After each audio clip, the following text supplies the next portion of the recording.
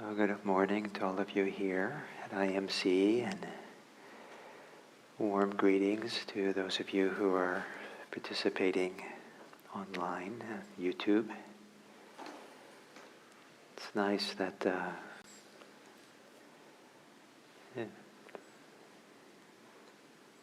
the people online are part of this community, and that kind of the sense of who we are practicing together, meditating, it's inclusive of such a bigger circle of people than it used to be when it was just the people here. So thank you. So,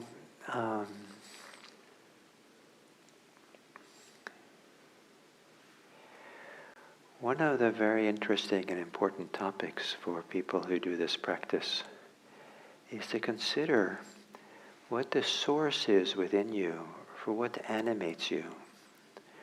Or to say it maybe in simpler terms, what are the motivations? What is the sensibilities from which you act in the world, you live your life? Sometimes I like the idea of where do you take up residence? Where do you live? What's the reference point for your values, for how you speak, for how you live your life?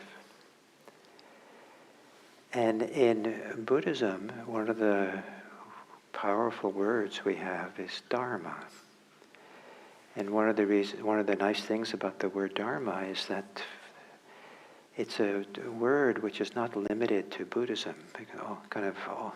All Indian, as far as I know, almost all Indian religions and Indian culture has this very strong reference to this term Dharma, which is not limited to just the Buddhist Dharma.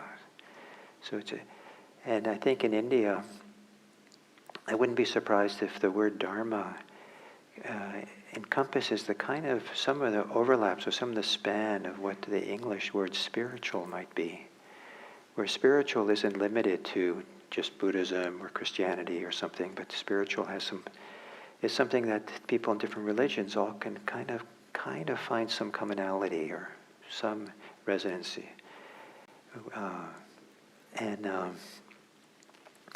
So to take up residence in the Dharma, or have the Dharma be the source of what animates us, or this reference point for how we live our lives, it involves a paradigm shift, a very radical reorientation of our life from where we usually live.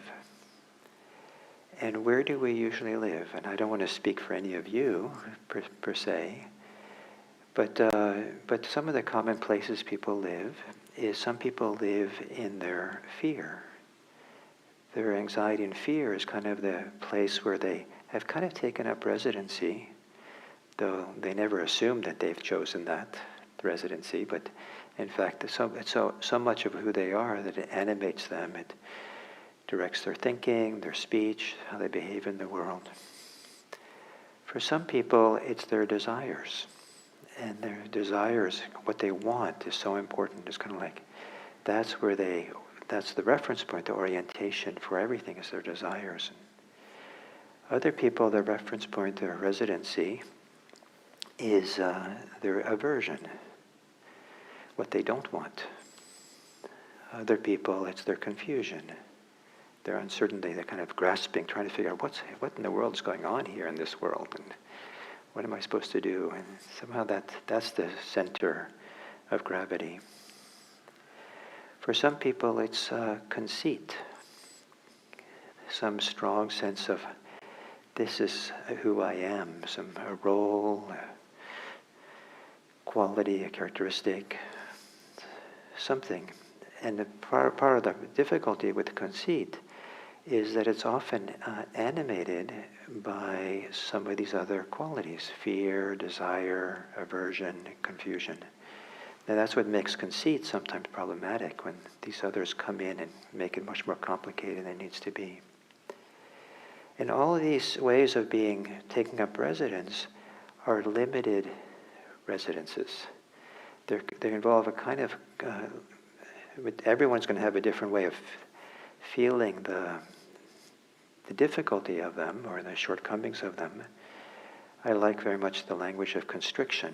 They're all constricting. They limit how much we're constricted by it or limited by it. And one way where they're constricted and limited is that it constricts the range, the span of what we take in, what we include as part of our lived experience. If it's fear that is the residence, we're oriented, some people in it, around more than anything else, maybe things that are threatening or potentially threatening. If it's desire, it's the things that we want, and we're kind of searching and looking for, what we want. And we come to IMC and for a Sunday morning talk, and where's the best seat? I want to sit in a nice seat, that seat where I sat before, that's what I want. Someone else comes and it's like, I don't want to, let me sit in the right place. I don't want that place, I don't want that place, and by default, I'm only left with this one. And so we don't see the situation in a broad, filled with potential, filled with all kinds of other range of orientations to understand it. The perspective has gotten narrow. And in that narrowness, in that constriction, sometimes how we respond to the world around us is, we call in English, we talk about being reactive. So something strikes us deep enough or impacts us or makes an impression deeply on us, and it strikes one of these residencies that I'm talking about. Those residencies will become reactive, will become upset or activated in some strong way, sometimes so that we act impulsively. So, fear, desire, aversion, confusion can lead to all kinds of behavior. People who are afraid can act very, very impulsively sometimes. And some people who take up residency in how they're hurt, how they've been treated poorly or badly, and that's what they're oriented around. If somebody comes from the outside and touches that limited residence, that limited point of view in which we operate for, it's very easy. We want to protect ourselves, or we want to assert ourselves, or we want to, we want to have blame, or we want to fix or something. And of course, some of that can be healthy and appropriate. But if that's the orientation, the reactivity, in that kind of way, it continues to restrict or constrict the range of how we see what we take in from the environment, and it also constricts and limits the range of how we experience ourselves. The more reactive we are, the less we're in touch with the range of our humanity, the range of who we are and how we feel. If we're living with anger or resentment all the time, then it's possible that there's no room for our capacity for goodwill or love or friendliness. If we're living with desire as the primary orientation and then react to being frustrated desire, maybe there's very little room for having generosity or tuning into people. So we feel like we want to be generous to them because the orientation is, where we take up residency is in this desire and the reactivity of it. And sometimes the reactive mode, or reacted to, becomes so strong that it's the reactivity that somehow has been set in motion that becomes the place of residence, where we live from. And what I'd like to propose is that living out of reactivity, living out of these residencies of anxiety and desire and aversion and confusion, are places of heightened mental activity. They're places of alertness, of alarm, that I associate with kind of living a life that's more on the surface. And so it doesn't allow us to kind of drop below that surface to experience something that's deeper within us, which I associate with the Dharma, if we're going to take up residency in the Dharma. Some of you might not care for the metaphor of going deep. Another metaphor is that an unrestricted, unconstricted way of being. That the Dharma is how to have all kind of a wide open heart, a wide open sensibility that is not limited in these ways, but there's a kind of unlimited quality to attention, to awareness in how we are. And out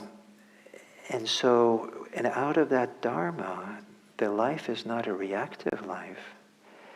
We could say it becomes a responsive life. Those distinctions are often used, and they're nice. But the language I like to introduce today is there's the reactive way of living, and then there's the emergent way. Because the Dharma is something that emerges within us, rather than something that gets triggered by events of the life, of the world around us. All kinds of things can happen to us, but when we live a Dharma life, we take up residency in the Dharma, in a sense, residency in the heart, residency something deeper, where there's an arising of a response, an emerging of a response that has a very satisfying feeling, that it doesn't feel it necessarily has to do with conceit or me. It's a different residency, taking up it, and to live in that place of the Dharma is to be available to something that is much broader, wider, deeper, fuller than any of the constricted residencies that people commonly live by. So the metaphor, one of the metaphors that I like to borrow from the Buddha for this idea of emergence is that of a lake that's not being disturbed by rain coming in, not being disturbed by streams of rivers flowing into the lake, so there's no wind ruffling it. But there is an underwater spring in the middle of the lake that's bringing fresh water into the lake, and the fresh, refreshing water kind of spreads out like a fountain and spreads out throughout the whole lake, continually being renewed from the depths of the lake. And so this is metaphors used for the Buddha for what can happen when we're really absorbed in meditation, absorbed enough in this practice of meditation that the other residencies we're not living there. We're not living in the places where the rain falls, where the water is agitated, or we don't have all these streams coming in that somehow are muddying the water. So we're not operating from our reactivity, but we're allowing something deep inside to bubble up and appear. The other metaphor that's also one of water that I like very much, the naturalness of all this, is when rain does fall on the side of the mountain, and there's enough rain, and the raindrops join together and create little trickles of water going down the side of the hill, and then the trickles join together and become teeny little streams, and streams become creeks and brooks and rivers, and eventually you have something large that's coming and just keeps flowing down. The naturalness is it keeps flowing down. It keeps flowing, and sometimes if it comes to a lake and the lake is not full, it takes time to fill the lake. But once the lake is full, it spills over the edge of the lake and down the mountain some more. If there's a big boulder, water will find a way around the boulder sooner or later, even if it has to fill up above it or something, go for the top. And but the naturalness that the water just keeps flowing and joining and getting bigger and bigger until it comes down from the mountains onto the plains. And in India, for the Buddha, they have the Ganges plains, and maybe joins the Ganges and then goes out into the ocean. And the Buddha uses this analogy to say that as we take up residency in the practice, in the Dharma, there is a natural unfolding and deepening or filling or expanding, flowing of our inner life that has a naturalness to it that's distinct from what we're any attempt we have to construct, to make, to want, to do, these Dharma states, Dharmic states that can arise. Things like, certainly, even like mindfulness and joy and tranquility, happiness, equanimity. So all kinds of wonderful things that can kind of arise and flow. I associated with metta and karuna, mudita and upekkha, these goodwill and compassion and sympathetic joy and equanimity, that these also can arise from the bottom of the lake and surface and flow through us. And in fact, so these are the metaphors the Buddha uses for this kind of emergence.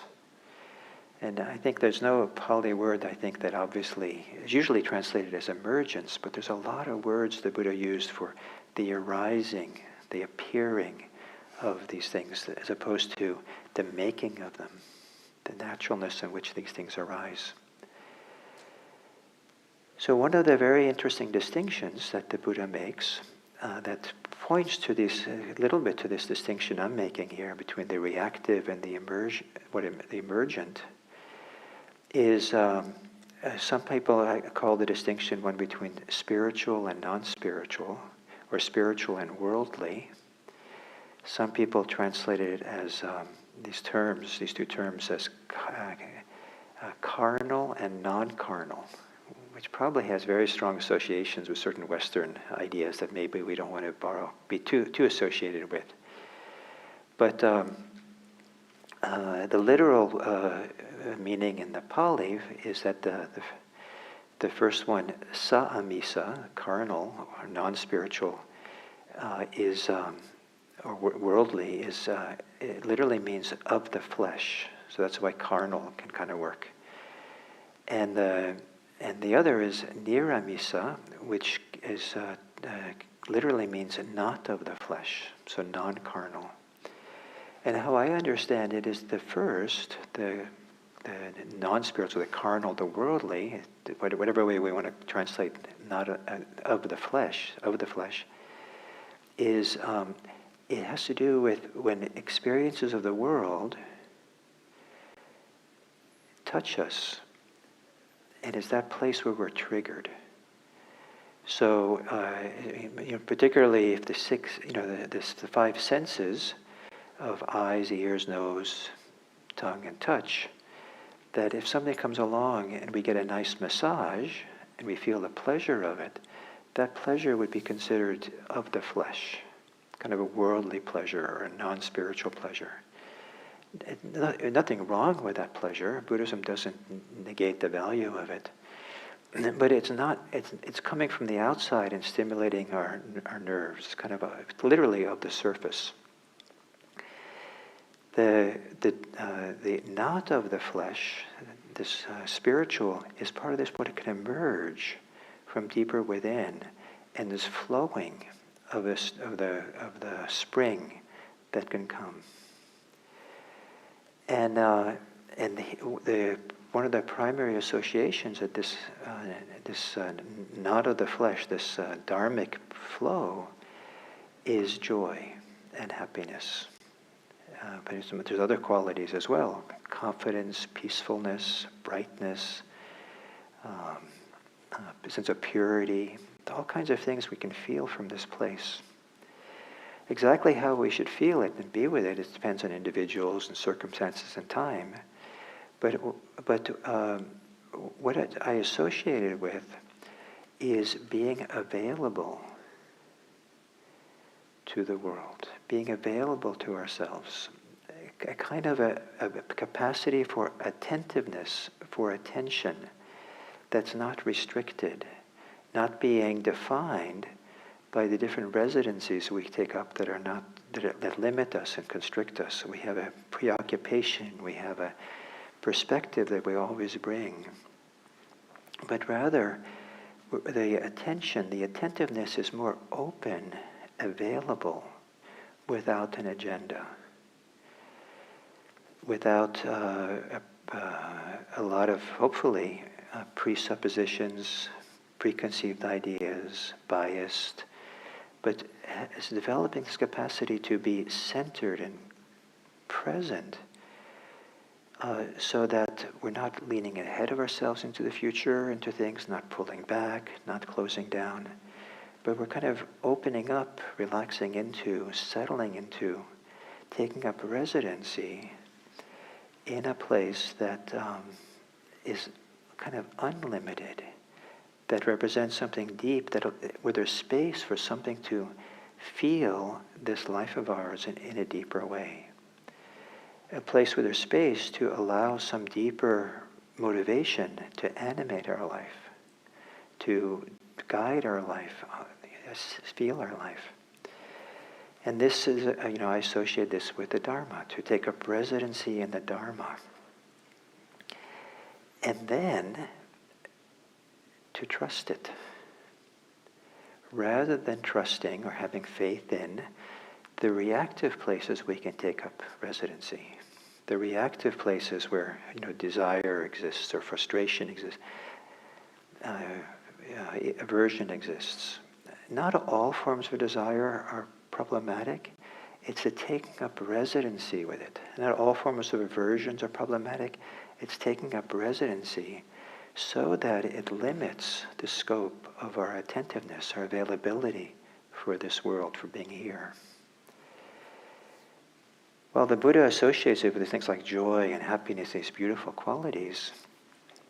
I think it's where it really gets tested, and where I find it most powerful is when I'm uncomfortable, when things are challenging and difficult.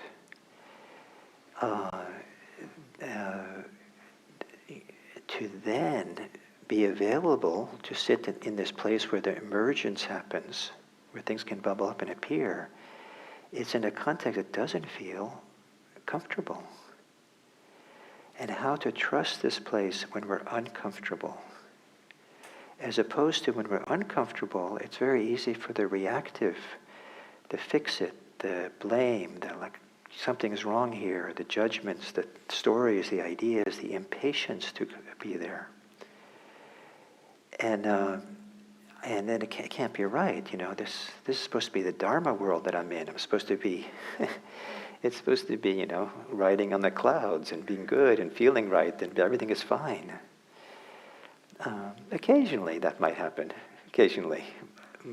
But it's plenty of our life that is uncomfortable, the world we live in. That's where the trusting this place, this deeper place, the Dharmic place, is really significant, really helpful. To take a residence for there, trust that more than the reactivity is an area of tremendous growth, tremendous challenge, because you'll probably find in yourself strong arguments. This can't be right. I can't just be here and be available for this. I have to, be angry. I'm supposed to get something. I need that to have something else to happen. And there's strong pull into this, what I call the reactive world, or this back up into this place where things are more superficial, or the activated mind. The activated mind that is easily activated, reactivated over and over again. And the art of it, the practice of it, is to have discovered the Dharmic dimension, the non-reacted place within, where the well springs, the naturalness of stuff can exist, even when we're uncomfortable. To stay in that and breathe with it. To take our time with it, to be available. I'm uncomfortable, but I can be available for this. let's see what happens if I'm available, as opposed to rushing in with the reactivity. With it, right now it needs to be different. This emergence, place where things emerge, doesn't mean that we're just sitting patient, sometimes with patience and just waiting for something to happen. And 5 minutes later, the rice is burning on the stove because there's something wrong here, and I'm just going to be available and see what emerges. The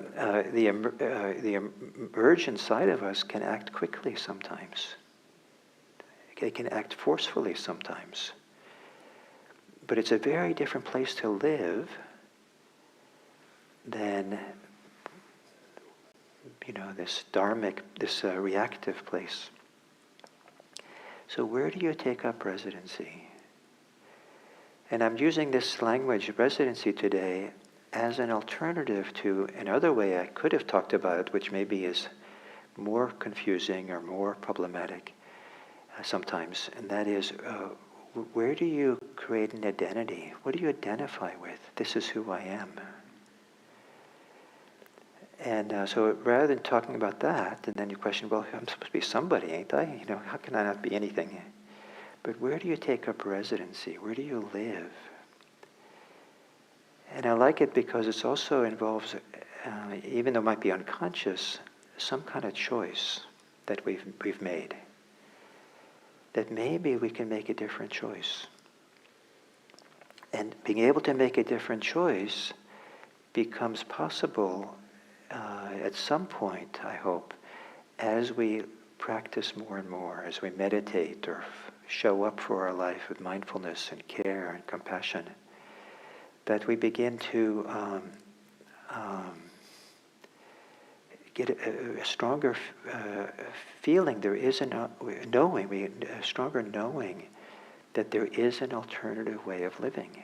There is an alternative way of showing up for the world that's not centered on conceit. We haven't taken up residency and this is who I am, and everything has to kind of fit into my desires, or I have to fit into everything the world wants, and but it's taking up this place that is not you, but is found within you. I love this kind of language. So it's not something apart from you, but it's not you, but it's within you. It's something. So it's not the place. We don't take up residency in an identity. We don't take residency in claiming this is, claiming something as mine. And that's one of the reasons I find it valuable to associate it with the Dharma. It's the Dharma. The Dharma knows. The Dharma is responding. The Dharma I can trust. Take refuge in this Dharma, so that I don't appropriate it for me, myself, and mine. But to be available. To be available in an unlimited way, and open to possibilities, not constricted, not coagulated, not restricted, but a place where attentiveness, care, love, awareness kind of flows or is open or available like a spring in a lake that might flow out, the fresh water might flow up into all the places where we're uncomfortable, all the places that are challenging. It actually can flow into the place where we are restricted, where we are identified and caught. But it's a wonderful and important part of Dharma practice is to discover this other residency, not in opposition or as a complete substitute for the old residencies, but as a perspective with which now to begin investigating and seeing the reactivities we have, the places where we keep taking up residency or acting from that are not healthy and for anybody and everyone. So there's the reactive side of us, and there's the emergent side of us. And as we do this practice, we begin to discover an alternative to the reactive mode of being, to discovering the emergent mode, what emerges from the Dharma, what emerges from the spiritual, from that which is not of the flesh, in a sense, that which is deeper within us, that flows like a spring in a mountain lake. So I hope this gives you something to think about. I hope it's practice with, something to investigate and look and see if there's these, where in your life, what I've talked about today, you can identify or see and discover. And maybe at some point over the next week, you might have the occasion to be reactive to something. Maybe. And then maybe, rather than brushing it off, it's good to respect our reactivity, but maybe you can try to meet it in a different way. The emergent side, the available side, the place where there's a kind of open to being sensitive to what is this, can open and meet the places of reactivity in a new way. What's that like for you? What happens then? So, thank you. And we have a little bit of time. If some of you would like to ask a question, or comment about this, a testimonial, or a reservation about it all, anything.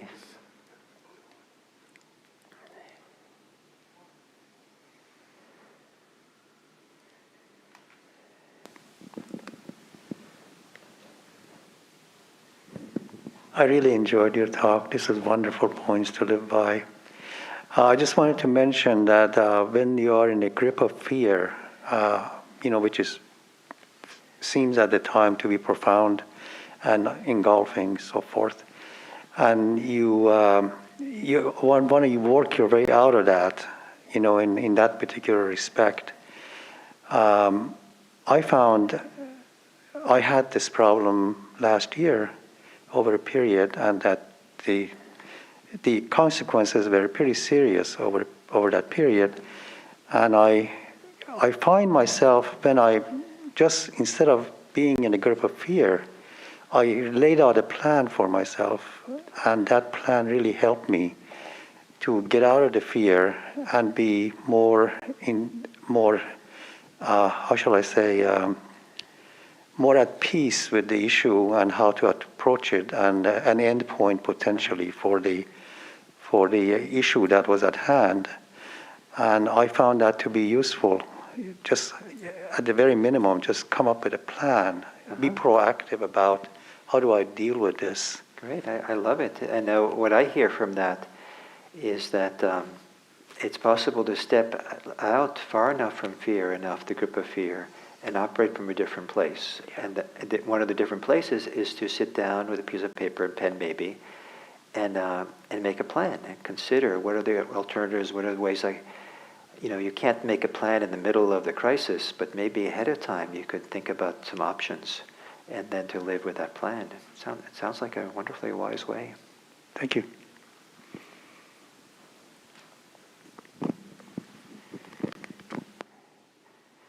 Sometimes in my life, when I've had some kind of personal challenge that really troubled me, how to step out of the reactive mind, how to not to have the usual way of thinking always be the way that we live in the world, is especially if the usual way of thinking is just like second nature. It's like it's like the fish doesn't see the water supposedly that they swim in. We don't necessarily see the thinking that we live in and don't really see what goes on. So when I've been troubled by something occasionally, what I've done is gone someplace where I was alone, like driving a car, and spoken out loud. And because I find that when I speak out loud, it's actually speaking from a different place within me than where I think from. And so there's access to different wisdom, different understanding, different perspectives, different attitudes, different care. So it's different enough. But if I'm only thinking about things all the time in my thoughts, I'm actually limiting myself, the scope and the range of how I can consider something. And so you might, some of you, if you ever find yourself troubled and want a new perspective, you might try find a place where you're alone. Or at least have, earbuds that people think you're on the phone. And so this is kind of building on what you said, this ability to sit back and plan is also maybe calling on a different part of the brain, the mind, than just the usual, just letting things go, thinking go along.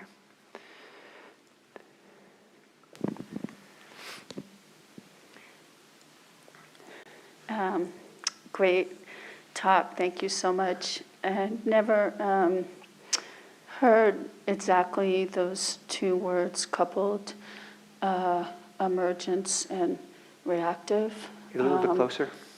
Oh, is that better? Yeah, because my hair. Okay. Oh, thank you so much. It was such a beautiful talk, and I have never heard those two words coupled, emergent and reactive. So, and one thing I was thinking about just now about where a person takes up residence is I follow on YouTube, and so your talks last week about the different bodies, and I just wondered if it would be possible for you to speak about that a little bit again, particularly the karmic body, and then the intersection between emergence, so the you that's not your identified you, but or identified self, and your residency, because I'm seeing that there's Great. like that's a real Great. So something. Yeah, thank you. yeah. So I very much associated the karmic body or karmic activity as being the reactive. And the word karma means activity, action, or activity. And so it kind of works, reactivity, reaction. So it's the actions which reverberate or repeat themselves or come from some place that is karma is activity, our actions that we do. I like activity sometimes because it's not always so conscious. They're ones that leave a trace. The ones that trigger more things to occur, and on and on. The emergent doesn't automatically require or trigger ongoing activity to be there. It can kind of exist without leaving a trace. And so last week when I talked about the 5 kinds of body, the last 4 were the emergent qualities of the body. And so, yeah, so the second half of your question about more identity, what was that? Yeah, in a way you almost just answered it, but yeah, just like the intersection of, you said to try to be with it, when you're uncomfortable, to not shut down or, whatever, that wasn't your word, that's mine, but, and how to sort of maybe note, or in so much as it's even possible to note your own residency, and how that is kind of maybe, did I understand you to say that your residency is like thwarting your emergence? Uh-huh. Yeah, so I'm not sure, it's a great question. I'm not sure I have the good answer for you that deserves. But the one that I prefer is that all this becomes known as you keep practicing mindfulness. Just keep practicing mindfulness. Let your mindfulness become stronger and developed, and to develop a skill or capacity to be uncomfortable, to be comfortable. Some people have trouble feeling joy, whatever it might be, but be able to become familiar with yourself more and more, so you start seeing the places where maybe the inflection points between what brings stress and what brings the opposite of stress.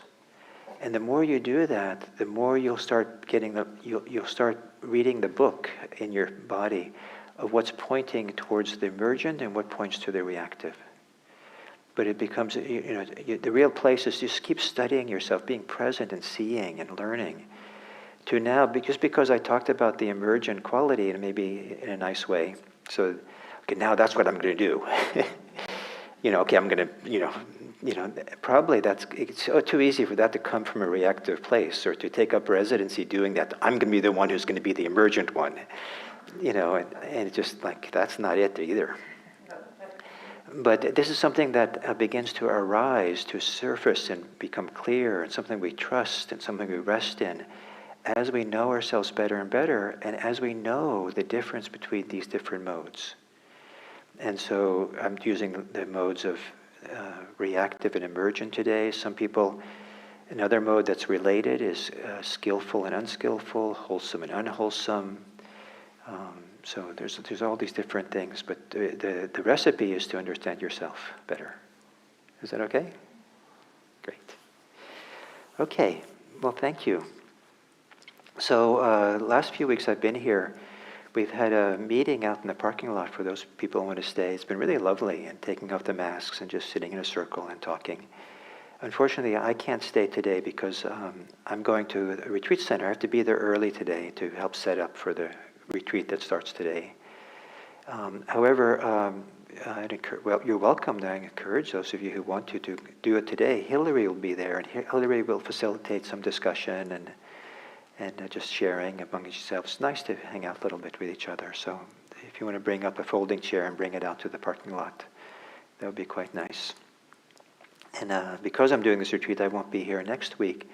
Next week, a longtime IMC practitioner and person who does a lot of teaching here for us is Maria Stratman will come and give a talk. And people love her talks when she comes here, so I think you're in good hands. And so thank you very much. And